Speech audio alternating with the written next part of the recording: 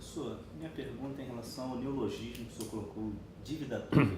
Se pudesse sintetizar para a gente, é o título de uma publicação sua, né? É o título de um livro que eu escrevi com uma colega, Dívida Dura. Bem, na verdade surgiram outros, não é? Lembra-se daquele documentário grego extraordinário, Dividocracia, ou seja, o poder da dívida, ou a bancocracia, o poder da banca. A dívida dura é uma expressão de que a dívida tornou-se uma ditadura contra os Estados. Porque, repara, a dívida assegura, primeiro, o primado da especulação. O déficit de um Estado é financiado no mercado financeiro por um juro crescente. Mas para pagar esse juro, esse Estado é obrigado a políticas de austeridade que provocam recessão.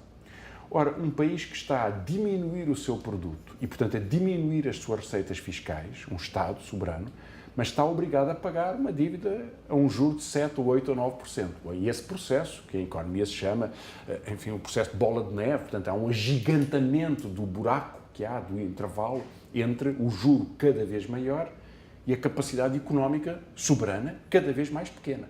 Portanto, a soberania do Estado desaparece e a decisão sobre a política autorizada passa a ser feita pelos credores. E isso é uma ditadura, porque os credores não são submetidos à democracia. Não se pode eleger.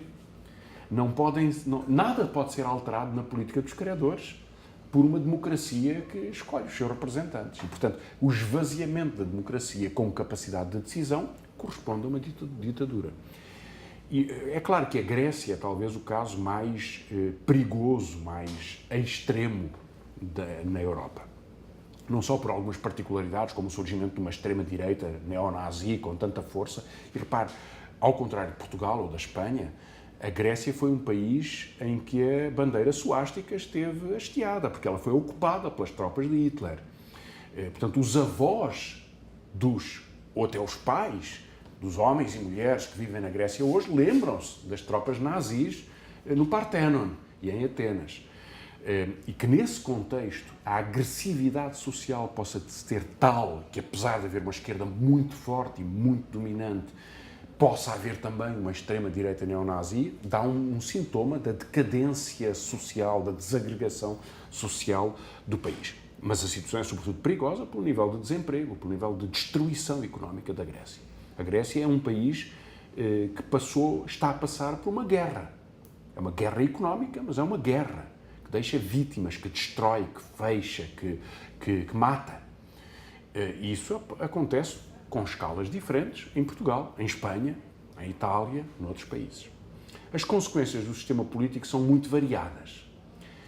Em Espanha, os dois principais partidos, o Partido Popular de Direita e o PSOE da Social Democracia, estão hoje com sondagens de 15% dos votos.